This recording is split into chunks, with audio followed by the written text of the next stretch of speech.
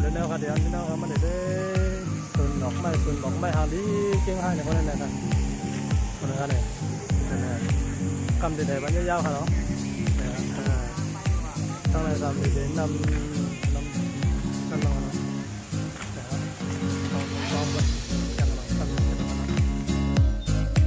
อ๋อเนี่ยจะเป็นชื่อหมอกไม้นะครับเนาะนะครับ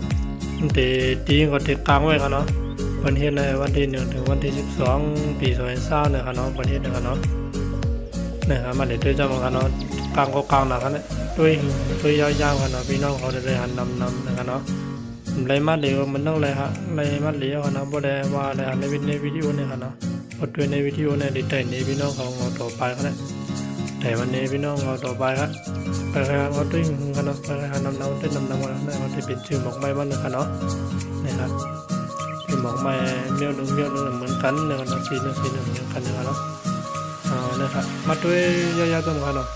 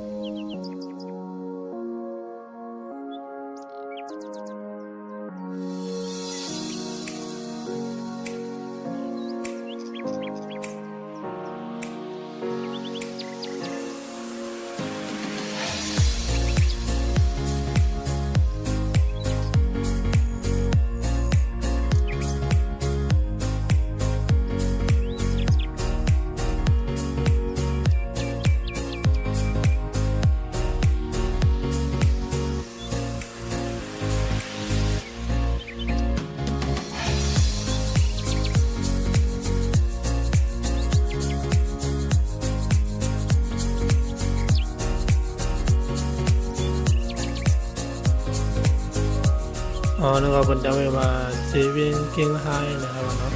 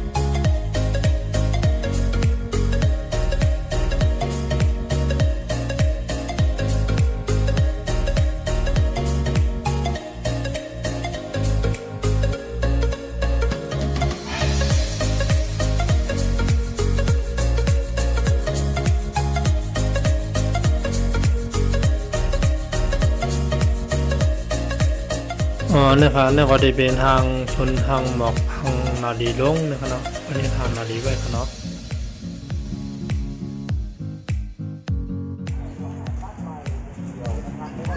หลังแล้วก็ได้เป็นนาดีครับเนาะแล้วก็ได้เป็นนาจัดไปนะครับจัดไป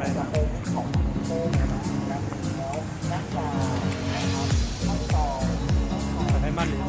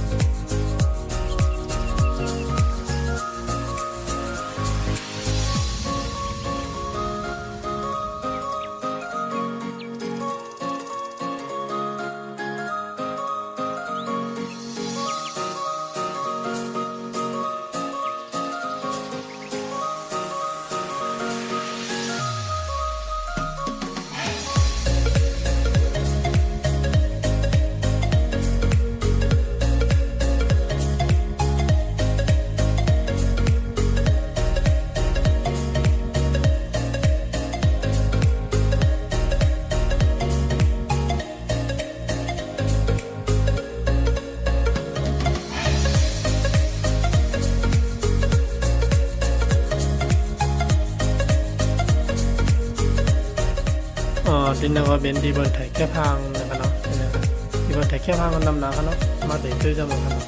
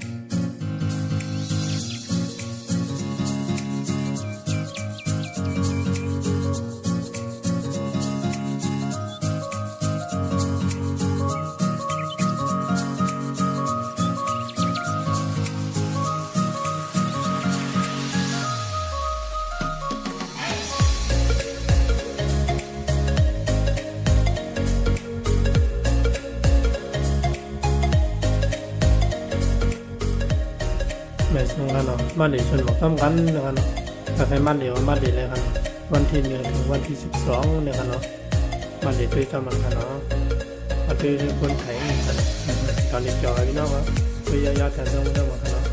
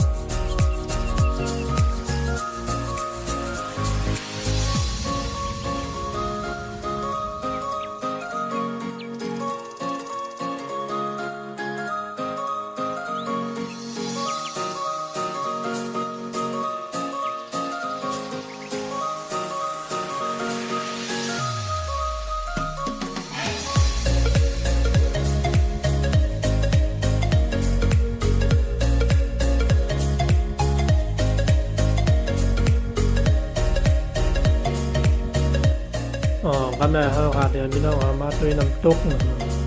ก็มีกันนะน้ำตกก็มีส่วนหมอกก็มีเนี่ยครับเนาะในส่วนหมอกในน้ำตกก็ได้มีเนี่ยครับนะครับทีนี้ก็เป็นน้ำตกนะเดี๋ยวน้ำเด่นพอแห้งกันเนาะ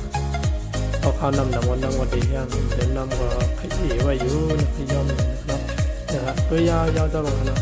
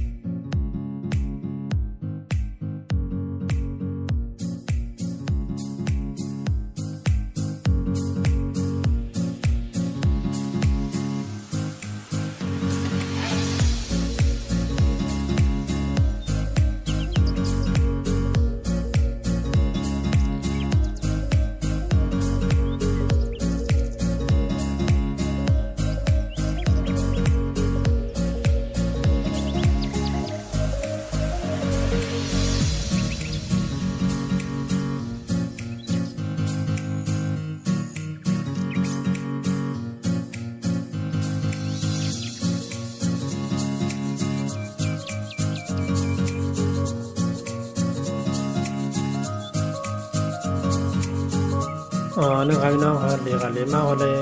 บุกกันบุตรได้พบหนึ่งย่อนะครับเนาะเอาขันเดี๋ยวไกลกันนะเอาขันเดี๋ยว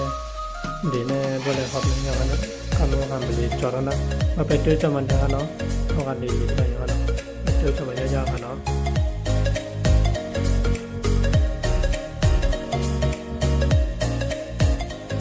นึกครับเนาะนึกว่าจะเป็นทางไข่นึกว่าไข่ซัดนึกครับเนาะนึกว่าจะจื้อมันนะครับเอาไข่ซัดเลยมือมันแตกมือมันแตกมือมันติดออกมาเลยนะครับเอาการแข่งขันดีจังเท่านั้นนะครับเนาะตัวยาวจังเลยเนาะบนตัวยาวเนี่ยมันได้มาเดียวมันต้องมันได้มาเดียวกันเลยนะอันในวิดีโอเนี่ยมันต้องได้มาเดียวกันเมื่อใครเขาอยากให้น้องพวกเนาะคำนี้ว่ามันมีตั้งไหนเนี่ยนะครับไม่สูงปีใหม่ซอยเศร้าเนี่ยว่าเลยนะมันเตรียมไว้นะครับเนาะเอาครับผมโมวากันนะเนี่ยได้ครับคำนี้ครับเดี๋ยวพี่น้องเขามาดีด้วยทางที่ไหนนะครับทางคุยใหม่นะครับคุยเป็นทางใหม่นะครับหมอก็ส่วนหมอกใหม่นั่งขนาดน็อกเนี่ยครับทางน้องในมือที่ไหนกันเนาะคำว่าขาดเดี๋ยวเขาขาดที่ทางในนะครับเนาะทางในเนี่ยครับเนาะทางมองก็ทางดีทางงามกันเนี่ยครับทางดีฐานะแล้วพี่น้องเขามาดีด้วยเจ้าหน้าครับเรียยาเจ้าหน้าเนาะ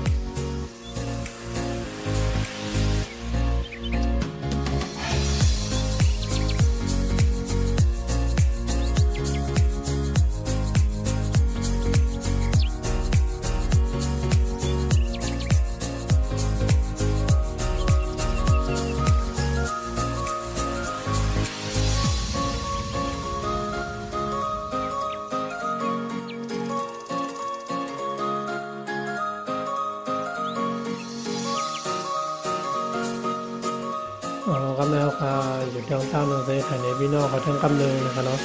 เนี่ยครับไปดูวิดีโอใหม่อันนี้มาในทางที่ทำกันเนาะใหม่